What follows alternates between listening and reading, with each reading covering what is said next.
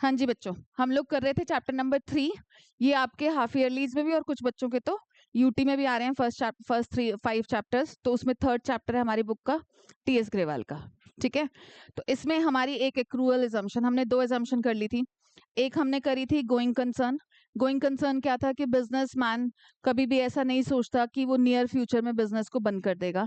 वो ये सोचता है कि वो उसको लॉन्ग टर्म टाइम पीरियड तक चलाएगा। इसी वजह से वो capital expenditure and revenue expenditure के बीच में डिफरेंशिएट करता है कि मशीन्स वगैरह को फिक्स एसेट रिकॉर्ड करता है, और जो नॉर्मल रूटीन इन नेचर वाले हैं लाइक सैलरी है, वेजेस है, उन सबको रिकॉर्ड करता है एज रेवेन्यू एक्सपेंडिचर। ठीक है बेटा, थोड़ा सा बस हल्का ही सा बोल रही हूँ, तुम्हें ही फायदा है। और इसमें बोला था मैंने आपको लीफो फीफो भी बताया था, और मैंने आपको straight line method and WDV भी बताया था कि हमारे डेप्रिसिएशन लगाने के भी 2 मेथड्स हैं। ठीक है, अब डेप्रिसिएशन लगाने पर ये सारे मेथड, सारी प्रैक्टिसेस इक्वली एक्सेप्टेबल है। इसलिए अब एक बार ही आपने चूज कर लिया, अप्लाई कर लिया, तो फिर उसको ईयर आफ्टर ईयर आप लोग अप्लाई करो। ठीक है, इसके बाद है एक्रूअल एजम्पशन। एक्रूअल एजम्पशन क्या बोलता है बच्चों कि हमारे कोई भी खर्चे हैं, कोई भी इनकम्स हैं, इनफैक्ट हम लोग जर्नल एंट्रीज में भी, अगर आपको याद हो, मैं आपको बोलती हूँ बार बार कि सैलरी अगर पेड है तो salary account debited to cash. ठीक है, और अगर सैलरी नहीं पेड है तो salary account debited to outstanding salary. मतलब आपका जो सैलरी वाला पार्ट है कि सैलरी इज एन एक्सपेंस, वो उसी सेशन में ही डेबिट होना चाहिए, उसी पीरियड से जिस पीरियड से वो बिलोंग करता है। ठीक है, इसलिए सैलरी डेबिट हम करेंगे मतलब कोई भी एक्सपेंस है, कोई भी इनकम है, इनकम के रिगार्डिंग भी अगर हमें कमीशन मिल गई तो cash account debited to commission received करते हैं हम। नहीं मिली तब भी हम इनकम को तो रिकॉर्ड करते ही है ना कि accrued commission account debited to commission received. ठीक है, तो हमें कमीशन को एज एन इनकम तो रिकॉर्ड करना ही करना है। ठीक है बच्चों, तो एक्रूअल अजम्पशन, ये सब बातें अपनी बुक्स में थोड़ा सा मेंशन कर लिया करो, लिख लिया करो। इसके बाद क्या बोल रहे हैं यहाँ पर, according to accrual assumption a transaction is recorded in the books of account at the time when it is entered into. ठीक है, जब वो ट्रांजैक्शन हुई, जिस सेशन से वो बिलोंग करती है, उसी सेशन में उसको रिकॉर्ड करो, not when the settlement take place. ठीक है, ये नहीं कि जब आपने उसका सेटलमेंट करा, मतलब आपने जब आउटस्टैंडिंग, आ जाओ उसको बोलो। ठीक है, तो तब नहीं रिकॉर्ड करनी जब आप उसका सेटलमेंट करोगे। मतलब ये नहीं कि सैलरी आउटस्टैंडिंग को जब आप पे करोगे तभी आप उसको सैलरी डेबिट करो। सैलरी डेबिट तो आप उसी सेशन में ही कर दोगे, उसी मंथ में कर दोगे जिस मंथ से वो बिलोंग करती है। ठीक है, सेम विद द रेवेन्यू। नहीं नहीं, अपने आप आएगा, मतलब एक की खराब हो रही है दूसरे की भी खराब करो स्टडीज है नहीं। So and revenue is recognised when it is realised. ठीक है, रेवेन्यू मतलब वही आपका इनकम, तभी रिकॉर्ड करनी है जब वो रियलाइज हो जाएगी, और व्हेन सेल इज कंप्लीट और सर्विसेज आर रेंडर्ड। ठीक है, it is immaterial whether cash is received और नॉट। क्रेडिट सेल को भी तो रिकॉर्ड करते हैं, ऐसा तो नहीं है कि सिर्फ कैश सेल को रिकॉर्ड करते हैं। आपके पास से माल गया तो आप सेल रिकॉर्ड करोगे ही करोगे। ठीक है, ये नहीं कि जब पैसे आएंगे तब हम उस सेल को रिकॉर्ड करेंगे। सेल को रिकॉर्ड कर लो, पैसे बाद में आते रहेंगे। ठीक है, सो हाँ बिल्कुल बिल्कुल, 4th में भी यही सेम है। 4th चैप्टर में actually cash basis of accounting and accrual basis of accounting ही है। इसमें सारे प्रिंसिपल्स एंड एजम्पशंस है, जिन एजम्पशंस को फॉलो करते हुए हम लोग सारी जर्नल अकाउंटिंग इक्वेशन हमने करी ना, वो सारी एजम्पशन की बात चलती है यहाँ पर। ठीक है, similarly expenses are recognised as an expense, ये वही सैलरी की बात कर दी, in that accounting period in which the revenue related to it is recognised whether paid और नॉट। सैलरी आपने चाहे पे कर दी चाहे नहीं पे करी, आप उसको उसी सेशन में रिकॉर्ड करोगे जिस सेशन में आपने उस एक्सपेंस से रिलेटेड रेवेन्यू को अर्न कर लिया। ठीक है, और एग्जाम्पल दे रखा है इन्होंने, बस लर्निंग पर आप यहाँ तक की करना। इसके बाद देखो नेक्स्ट, अब अकाउंटिंग प्रिंसिपल्स हमारे स्टार्ट हो रहे हैं। बाकी प्रिंसिपल्स, बाकी हमारे कॉन्सेप्ट्स क्या हैं। पहला है हमारा अकाउंटिंग एंटिटी और बिजनेस एंटिटी प्रिंसिपल। ये तो क्लियर कट पहले लेक्चर से बोला जा रहा है, हर बच्चे को मैंने पहले लेक्चर से ये बात बोली थी कि बिजनेस और बिजनेसमैन 2 सेपरेट एंटिटीज हैं। ठीक है, तो वही बात अब यहाँ पर थ्योरी में बताई जा रही है, तो आपको बहुत अच्छे से समझ आ जाएगी। Business is considered to be separate from its owners, obviously owners से अलग है। Business transactions are recorded in the books of account from the business point of view and not from that of owners point of view. ठीक है, हम हमेशा किसके accountant है, मैंने शुरू से बोला आपको, हम लोग हमेशा बिजनेस के अकाउंटेंट हैं, बिजनेसमैन के नहीं है। Owners being regarded as separate from the business and are considered as the creditors of the business. क्या हम ओनर को अपना क्रेडिटर लिखते हैं? लिखते हैं भाई, इंटरनल लायबिलिटी नहीं है, उसने जितनी कैपिटल लगाई, उसने जितनी कैपिटल लगाई उसको हम एज लायबिलिटी तो रिकॉर्ड करते हैं, चाहे वो इंटरनल लायबिलिटी है। तो ओनर भी हमारे लेनदार है, बिजनेस के पॉइंट ऑफ व्यू से बिजनेसमैन लेनदार है। हाँ, वो बात अलग है कि हम उसको क्रेडिटर टर्म नहीं लिखते, इस वजह से आप सबने नो बोला, ठीक है, हम उसको लिखते कैपिटल है, ठीक है। To the extent of their capital, उनकी जितनी कैपिटल है तो उतने अमाउंट तक हम उनको अपना क्रेडिटर या लेनदार एज्यूम करते हैं। Their account with the business is credited with the capital introduced, करते हैं ना हम, टू कैपिटल करते हैं ना, जितना भी अमाउंट उन लोगों ने इंट्रोड्यूस करा उस अमाउंट से हम उनको टू कैपिटल करके अपना लेनदार बना लेते हैं। एंड प्रॉफिट अर्नड भी तो कैपिटल में ऐड होता है, कैपिटल में ऐड हो जाता है, तो इसका मतलब कैपिटल और क्रेडिट हो गई। जितना भी ईयर एंड पर, इनफैक्ट मैंने आप लोगों को बताया था, ईयर एंड पर यहाँ पर बना ही रखा है, देखो पुरानी बुक्स में नहीं है, बल्कि अच्छी चीजें ना हटा दी जाती हैं, और सॉरी न्यू बुक्स में नहीं है, पुरानी में है। देखो बैलेंस शीट में कैपिटल लिखी जाती है, ये होती है बच्चों ओपनिंग कैपिटल। ओपनिंग कैपिटल में बोलो बोलो, नहीं कोई फर्क नहीं है, पर यहाँ से लर्न कर लो तो ज्यादा बेटर है, ठीक है, क्योंकि यहाँ पर मार्किंग है ना बेटा, ये यहाँ पर आपको मार्क्ड पूरा मिल जाएगा कि कहाँ से कहाँ तक लर्न करना है। वहां पर इतना बड़ा बड़ा, अरे मैं ये पीडीएफ शेयर कर दूंगी ना पुत्र, हाँ ठीक है, ये मैंने आपको बना दी ना ये वाली, इसमें देखो यहाँ तक ब्रैकेट बना दी, बस इतना लर्न करना है, इससे ज्यादा लर्न करने की जरूरत नहीं। एग्जाम्पल दे देना अपने पास से, कमीशन रिसीव्ड का, सैलरी का, वो तो तुम बना ही सकते हो, ठीक है। एग्जाम्पल्स में जानबूझकर इसलिए एम्फेसाइज कर रही हूँ, ऑल्दो देखो इससे भी शॉर्टकट मेरे पास, मैंने आपको बताया था कि कोलंबस की टीचर के नोट्स पड़े हुए हैं मेरे पास इस चैप्टर के तो स्पेशली, बट उसमें ना उन्होंने एग्जाम्पल नहीं दे रखे, इसलिए आपको, आप फिर ये क्रैक नहीं कर पाओगे कि इसके अंदर कौन सा कॉन्सेप्ट लग रहा है, कौन सा प्रिंसिपल लग रहा है, ठीक है, क्योंकि ये चैप्टर आपका आना ही इस तरीके से है कि आप आइडेंटिफाई करो, लास्ट क्लास में मैंने बोला था आइडेंटिफाई करो कि which principle is being followed और वायलेटेड, ठीक है, कि हमारा अकाउंटेंट कौन सा प्रिंसिपल फॉलो कर रहा है या कौन सा प्रिंसिपल फॉलो नहीं कर रहा है। शांति से बैठ, ठीक है। बिजनेसमैन के अकाउंट को हम कैपिटल से भी और उसकी अर्न प्रॉफिट से भी, ये देखो ओपनिंग कैपिटल ऐड कर दिया, इंट्रोडक्शन मतलब आपकी वो एडिशनल कैपिटल इन बिटवीन, ठीक है, प्रॉफिट भी ऐड कर दिया और लेस कर दी ड्राइंग्स, ठीक है, ओके, ड्राइंग्स लेस, ये फिर क्या आ जाएगी हमारी इस ईयर एंड की क्लोजिंग कैपिटल, वही फॉर्मूला ये proper, opening capital plus additional capital plus profit minus drawings is equal to closing capital. इसलिए ओनर का जो अकाउंट है वो प्रॉफिट से भी क्रेडिट होगा, कैपिटल बढ़ जाती है क्योंकि इससे, ठीक है, एंड डेबिटेड, कैपिटल डेबिट हम कब करेंगे, बाय ड्राइंग्स मेड, जो उसने ड्राइंग्स करी है, कैपिटल में से कुछ भी आप माइनस कर रहे हो तो ऑब्वियसली आप कैपिटल को डेबिट कर रहे हो, ठीक है। For example when the proprietor introduces capital, cash account और bank account is debited and capital account is credited, amount in the credit of capital is a liability of the enterprise towards the proprietor, this principle applies to every form of enterprise including proprietor.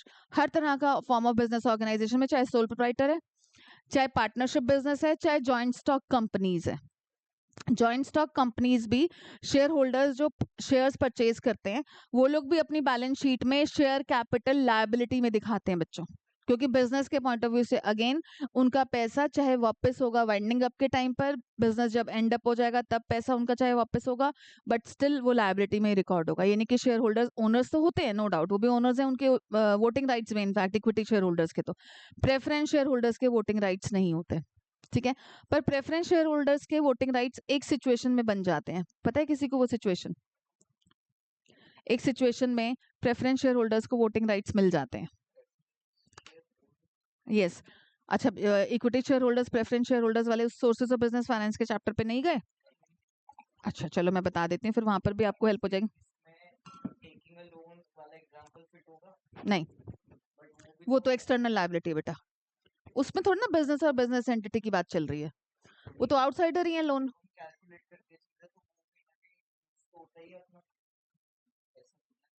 Total liability calculate करने में use होगा, but profit भी उनको थोड़ा ना मिलेगा, बिल्कुल नहीं मिलेगा, क्यों मिलेगा, प्रॉफिट का उनका क्या मतलब, लोन वालों को तो इंटरेस्ट मिलेगा ना, वो तो एक्सटर्नल लायबिलिटी है, इंटरनल लायबिलिटी सिर्फ कैपिटल है।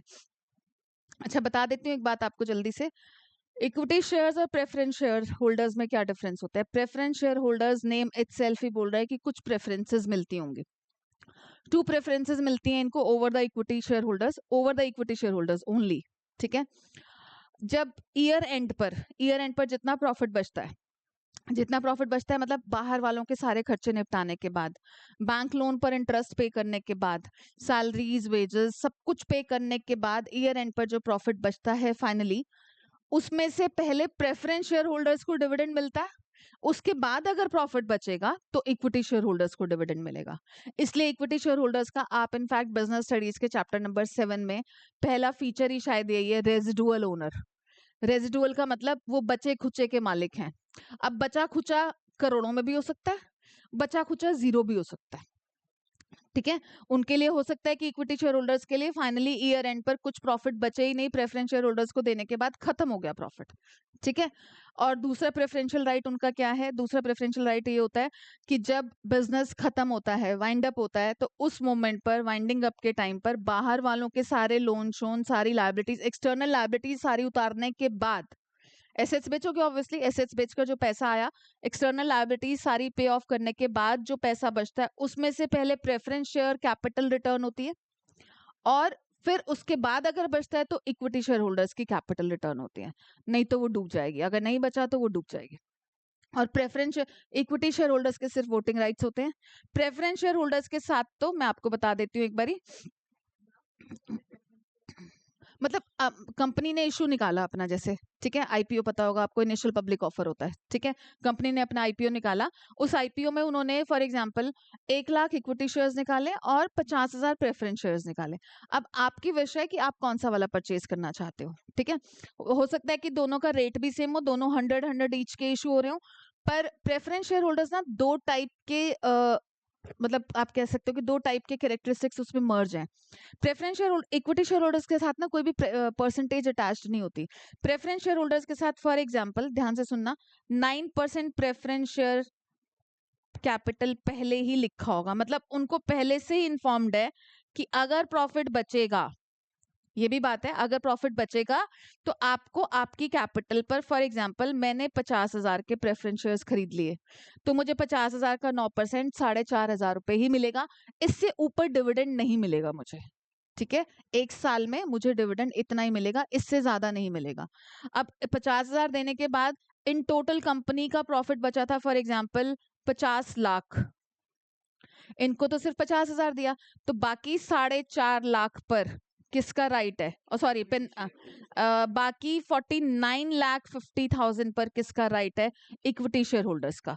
इसलिए वो रेजिडुअल ओनर है। अब रेजिडुअल में इस केस में तो बल्ले बल्ले हो जाती है कि जब ह्यूज प्रॉफिट्स है, ठीक है, पर जब कम प्रॉफिट्स होते हैं तो हो सकता है 9% हुआ ही कितना था, सिर्फ 70,000 का प्रॉफिट हुआ था, 50,000 इनको दे दिया, इन बेचारों के लिए सिर्फ 20,000 बचा, तो पहले इनको तो मिल ही जाएगा। ठीक है, पर ये भी बात है कि अगर बाहर वालों को निपटाने के बाद प्रेफरेंस शेयर होल्डर्स के रिगार्डिंग भी नहीं बचा, ठीक है, जीरो हो गया, या सोचो 10,000 बचा सिर्फ, ठीक है, तो 10,000 भी इनको दे देंगे, काम खत्म। ठीक है, इनको दे देंगे, जितना बचा दे देंगे, प्रोपोर्शनेटली डिस्ट्रीब्यूट कर देंगे, इन बेचारों का भी नहीं हुआ, या फिर हो सकता है जीरो ही बचा, कंपनी लॉस में है। ठीक है, हाँ जी, कर सकते हो। हाँ, प्रॉफिट का नहीं, उन्होंने जितना पैसा लगा रखा है, ठीक है, उन्होंने जितना पैसा लगा रखा है, मैंने अभी 50,000 डिविडेंड ले लिया, फॉर एग्जांपल इन्होंने 5 लाख पैसा वो लगा, चलो इसको 10% कर देती हूँ, 5 लाख लगा रखा था, तो 5 लाख का 10% इनको मिल गया 50,000। ठीक है, जो अमाउंट इन्वेस्टेड होगा, मैंने 5 लाख के प्रेफरेंस शेयर्स खरीदे हुए, इनको वोटिंग राइट्स नहीं होते कुछ भी, कोई भी मेजर डिसीजन या नॉर्मल डिसीजन भी लिया जाता है तो प्रेफरेंस शेयर होल्डर्स का कोई राइट नहीं है कि वो आकर मीटिंग में बैठेंगे और अपनी वोटिंग करेंगे, वोटिंग पावर्स होती नहीं इनकी। हाँ जी, बोलो, कुछ बोल रहे हो? हाँ,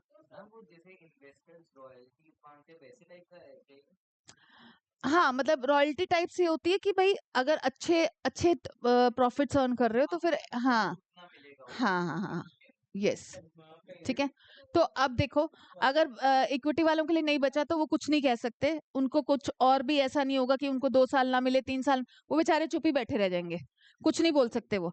पर सब क्यों नहीं खरीदते? इक्विटी खरीदना, अगर देखो कंपनी अच्छी है, रिलायंस जैसी कंपनी है, टाटा जैसी कंपनी है, तो उसमें तो इक्विटी शेयर्स में पैसा लगाना ज्यादा बेटर है।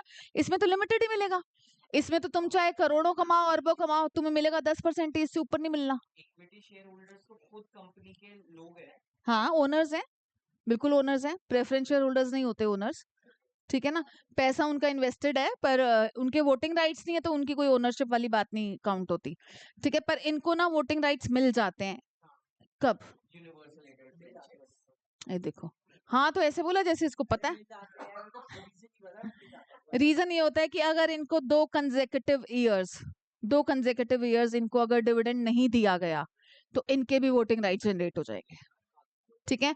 2 साल लॉसेस हुए, कंपनी इनको नहीं दे पाई, ठीक है। वैसे तो कंपनीज क्या प्रेफर करती हैं, अपनी पुरानी रिटेन्ड अर्निंग्स में से 1 साल मत दो, कोई बात नहीं, पर दूसरे साल ना कंपनी स्मार्टनेस दिखाती है, अपनी पुरानी रिटेन्ड अर्निंग्स में से या लोन लेकर इनको तो दे ही देती है। क्योंकि पता है क्या होता है, देखो, आप अगर देखो तो कंट्रोल कंसिडरेशन लूज होते हैं। कंट्रोल कंसिडरेशन का मतलब पता है क्या है? इक्विटी शेयर होल्डर्स ऑलरेडी 20,000 लोग हैं, 20,000 लोग बैठकर एजीएम में वोटिंग करते हैं, ठीक है, अपने डिसीजंस देते हैं। अगर कल को ये भी 5,000 लोग और ऐड हो गए, ठीक है, तो फिर क्या होगा? उनके जो पावर्स हैं वो पावर्स थोड़ी सी डाइल्यूट हो जाएंगी ना भाई। बहू आई, सास के थोड़े से राइट्स तो हटते हैं ना, ठीक है। कुछ ना कुछ तो देना पड़ता है कि भाई बेटे की अलमीरा तू सेट कर ले, चल तू खाना ये वाला बना ले। उसको भी थोड़ा सा सास को भी होना शुरू होता है कि मेरे राइट्स, मेरा होल्ड थोड़ा खत्म हो रहा है। तो इक्विटी शेयर होल्डर्स को हाँ, इनसिक्योरिटीज आ जाती हैं। हाँ, इनसिक्योरिटीज आती है बेसिकली।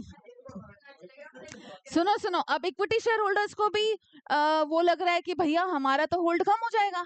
हम 20,000 लोग तो आपस में चलो बनी बनाई चल रही थी इतने सालों से, 4-5 सालों से, तो अब ये 5,000 लोग और आ जाएंगे, तो हमारा तो होल्ड खत्म हो रहा है। तो इक्विटी शेयर होल्डर्स ही ये सजेशन देते हैं कि भाई लोन उठा के दो, चाहे, पर इनका तो एक साल नहीं दिया ना, दूसरे साल जरूर दे दो, ताकि कल को ये आकर हमारे साथ हमारा हिस्सा ना बांटने पर आ जाए। हाँ, सच में इनसिक्योरिटी हो जाती है फिर। शेयर होल्डर्स को सीधा मना कर सकते हैं, उसमें क्या है? सीधा मना में बेटा वो लॉ में लिखा हुआ है ना कि अगर 2 consecutive year preference share holders को डिविडेंड नहीं दिया गया तो उनको वोटिंग राइट्स मिल जाएंगे। एक्स्ट्रा है, मैं तो उनकी बात कर रहा हूँ, वो एक्स्ट्रा है ना, तो एग्जिस्टिंग थोड़ी ना। एग्जिस्टिंग नहीं है, एक्स्ट्रा तो एक्स्ट्रा वो अपने राइट से आए हैं ना।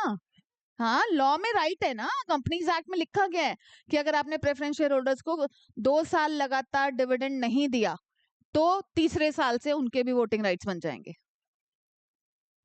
एक्चुअली ये है, ठीक है। नहीं, बहुत बहुत इंटरेस्टिंग होता है ये सारा कंपनी का सीखना, सुनना, सुनने में भी इतना अच्छा लगता है कि अच्छा ऐसे होता है, अच्छा वैसे होता है। ये देखो वंश मिश्रा, नहीं इंटरेस्टिंग नहीं है, ओजस के लिए नहीं होगा।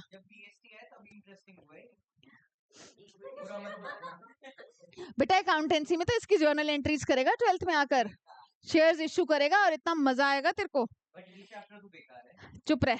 मनी मेजरमेंट प्रिंसिपल डिस्कशन यहाँ एंड हुई थी कि फाइनली प्रेफरेंस शेयर होल्डर्स को राइट्स मिलेंगे।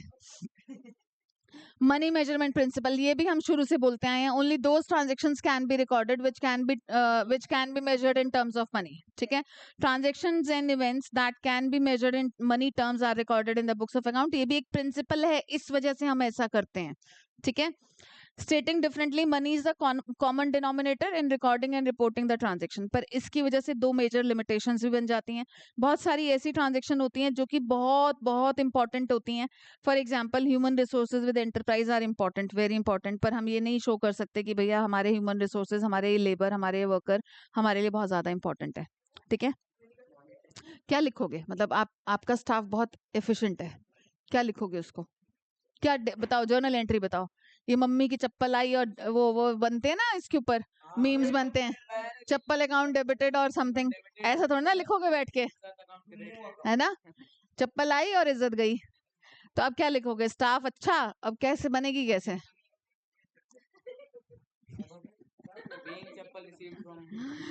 ठीक है।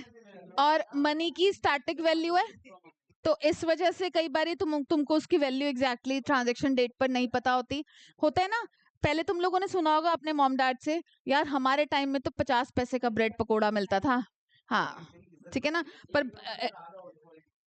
भाई 4 आने 8 आने ऐसी बातें चलती थी। 4 आने इस 25 पैसा, 8 आने इस 50 पैसा। यस चलो ठीक है, पूछना आने भी होते थे। अब आ जाओ अकाउंटिंग पीरियड प्रिंसिपल। ये प्रिंसिपल क्या बोलता है बच्चों? देखो बिजनेस का एग्जैक्ट प्रॉपर जो प्रॉफिट या लॉस है वो तो तब पता चलेगा जब बिजनेस वाइंड अप हो जाएगा। तो क्या आपके डैड बिजनेस वाइंड अप होने की वेट करें? उनको बीच बीच में इंटरवल्स में गैप्स में अपने बिजनेस की परफॉर्मेंस को जानना है, ठीक है ना? तो इसके लिए क्या किया जाता है? इसी रीजन की वजह से पूरी बिजनेस की लाइफ को छोटे छोटे पीरियड्स में डिवाइड कर दिया जाता है। एंड नॉर्मली वो पीरियड इज ऑफ 1 ईयर, ठीक है? अब वो 1 ईयर आपका कैलेंडर ईयर भी हो सकता है और फाइनेंशियल ईयर भी हो सकता है। What is the difference between calendar year and financial year? हाँ जी, आप ही बता दीजिए। हम्म क्या है ये 1 जनवरी टू 31 दिसंबर क्या है? कैलेंडर वाला है, हम्म फाइनेंशियल वाला होता है 1 अप्रैल 31 मार्च। इतनी देर नहीं लगती, जल्दी जल्दी बोलना होता है। अरे 31 मार्च। इसने बोला फरवरी फेब तो 28 होगा, फरवरी कहाँ से 31 हो गया? ठीक है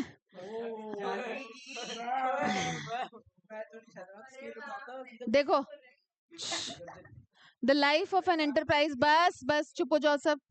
the life of an enterprise is broken into smaller periods so that its performance is measured at regular intervals। ठीक है, पूरी बिजनेस की लाइफ को डिवाइड कर दिया गया छोटे छोटे पीरियड्स में, ठीक है? इसके बाद ना डायरेक्टली यहाँ पर आ जाना, यहाँ से लर्न करने के बाद management requires information at regular intervals to assess the performance. Funds की requirement time to time, short term funds कितने चाहिए, लॉन्ग टर्म कितने चाहिए। Banks require accounting information periodically because they have invested money and have to ensure its safety and returns. उनका पैसा principal money भी safe वो रहनी चाहिए, सेफ रहनी चाहिए, और हर साल उनको रिटर्न्स भी मिलने चाहिए। भैया इंटरेस्ट तो आना चाहिए ना उनका। Similarly government has to assess the tax dues from the enterprise. इसलिए बिजनेस की लाइफ को छोटे छोटे पीरियड में बांट दिया जाता है।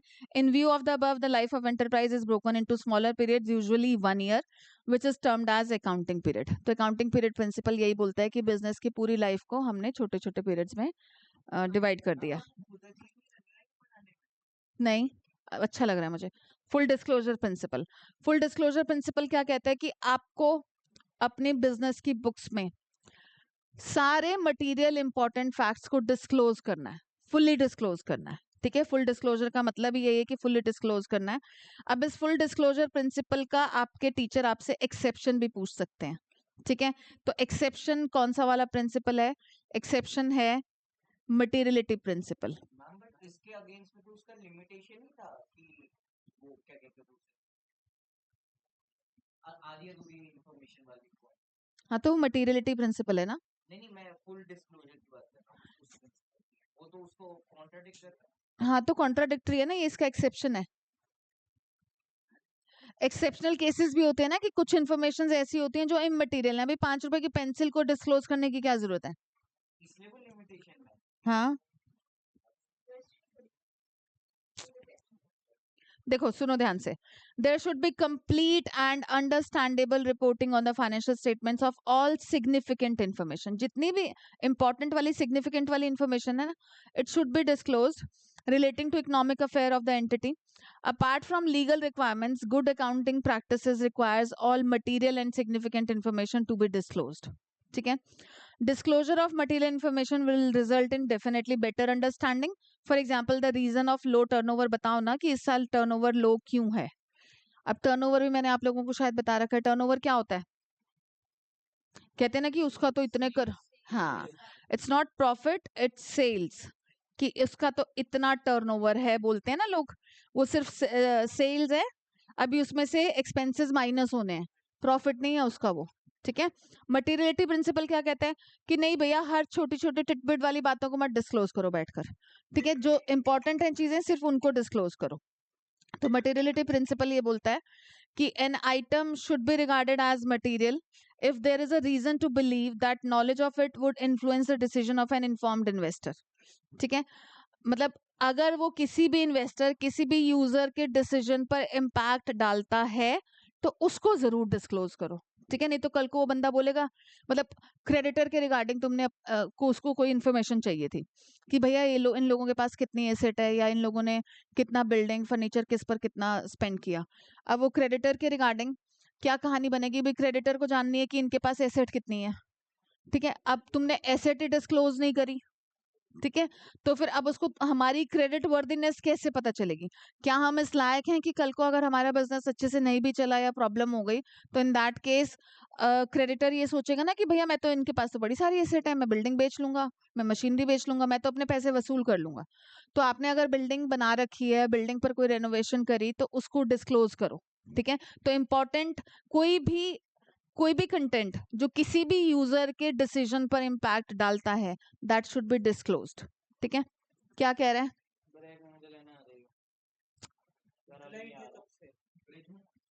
ठीक है, an item should be regarded as material if there is a reason to believe that knowledge of it would influence, ठीक है, हो गया। So whether an item is material और not will depend on its nature and amount also. Amount की अगर हम बात करें तो यहाँ पर बहुत अच्छा एग्जाम्पल दे रखा है। अगर कोई बिजनेस जिसका टर्नओवर, साल का टर्नओवर जिसका सिर्फ 10 लाख है, और उन्होंने 2.5 लाख रुपए ना बच्चों बिल्डिंग की रिपेयर्स पर खर्च कर दिए, तो उनके लिए इस बात को, इस ट्रांजैक्शन को डिस्क्लोज करना मैंडेटरी है। निकुंज कितनी टर्नओवर बोली? बीच में कहीं गायब हो जाते हैं, किसी और वर्ल्ड में चले जाते हैं लोग। 10 लाख की टर्नओवर है, ठीक है, 10 लाख पूरे साल में कमाया, उसमें से 2.5 लाख रुपए आप बिल्डिंग की रिपेयर पर खर्च कर रहे हो। भाई आप सोचो 25% की अपनी, कमाया भी नहीं, टर्नओवर है, कमाया तो पता नहीं, शायद कमाया तो शायद हो सकता है 6 लाख हो, 4 लाख के एक्सपेंसेस ही हो, उस 6 लाख में से तुम 2.5 लाख रुपए बिल्डिंग पर खर्च कर रहे हो, बिल्डिंग की रिपेयर पर खर्च कर रहे हो, तो इसको डिस्क्लोज करो ना कि तुम कहाँ से लाए इतना पैसा, ठीक है। बट यही अगर किसी का 15 करोड़ का टर्नओवर है, तो उसके लिए 2.5 लाख का अमाउंट इज पीनट। तो वो अगर डिस्क्लोज ना भी करे तो इट्स ओके, या रह भी गया तो कोई बात नहीं, ठीक है, एक्चुअली पीनट होगा उसके लिए। ये मतलब उसमें फिट होगा estimating the useful life of an asset,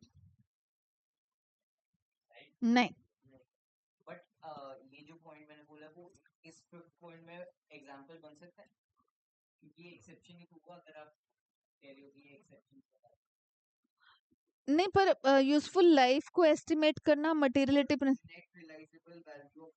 वो प्रूडेंस कंसेप्ट है बेटा, वो आगे है, कंजर्वेटिज्म है वो, अभी आ रहे हैं उस पे, आ गया नेक्स्ट वही है। प्रूडेंस कंसेप्ट है, कंजर्वेटिज्म क्या बोलता है कि हाँ, हाँ मैंने इसमें ऐड भी करा दिया था कि क्लोजिंग स्टॉक जो लेसर वैल्यू पर दिखाया जाएगा, क्योंकि we provide for all possible losses and forget about the gains. इसमें मैंने आपको एक और एग्जांपल ऐड करा दिया था, प्रोविजन फॉर टैक्सेशन का। हाँ, डाउटफुल डेट्स तो खैर लिखे हुए हैं इसमें, बुक में है प्रोविजन फॉर डाउटफुल डेट्स।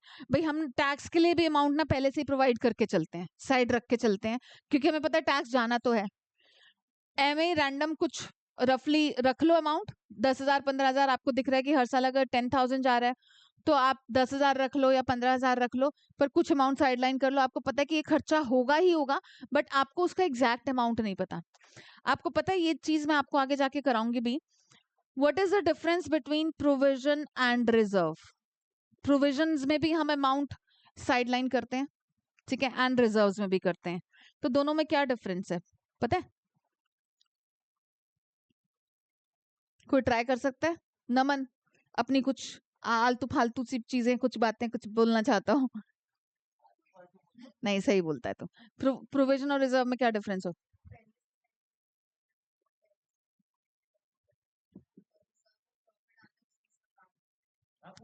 ये भी एक रीजन है, नहीं बिल्कुल ठीक बोला उसने।